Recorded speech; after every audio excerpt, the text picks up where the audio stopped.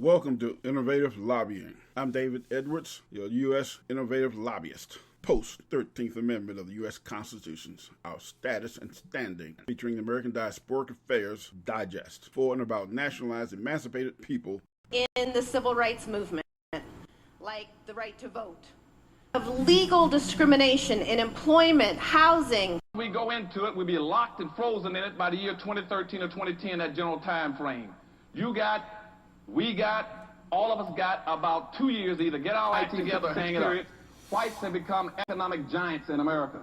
They own and control everything at that point in time. Black folk, 100% of all the wealth, the income, the privileges, the businesses, the resources, and all levels of government. With your imagination, to use your imagination, to think beyond the moment. But it's not enough simply to imagine a different future. We can walk around with these ideal words in our heads while everything crumbles around us. Post-traumatic slave syndrome. How many of you are familiar with post-traumatic stress disorder?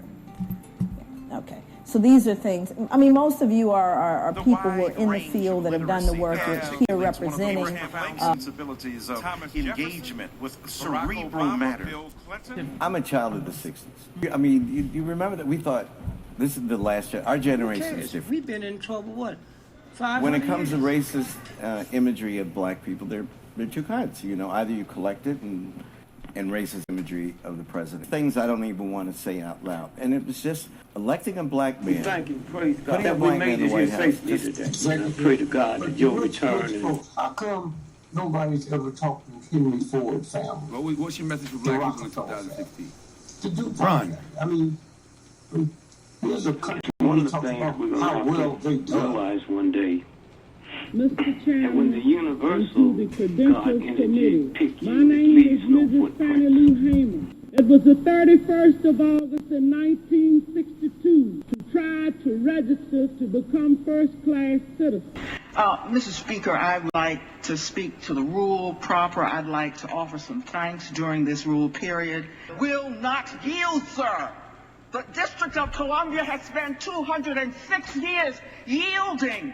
The people who would deny them the vote, I yield you no ground. What we measure it to be, not what we want it to be, not what feels good, not what only has to make sense to our five senses. Logical senses forged in the plains of Africa, you know, 1 million years ago. Here's what goes on.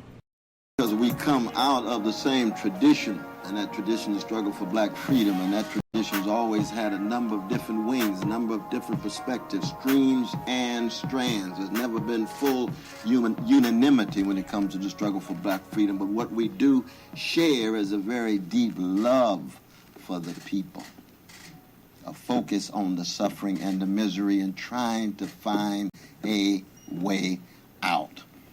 And for me, it is inescapable.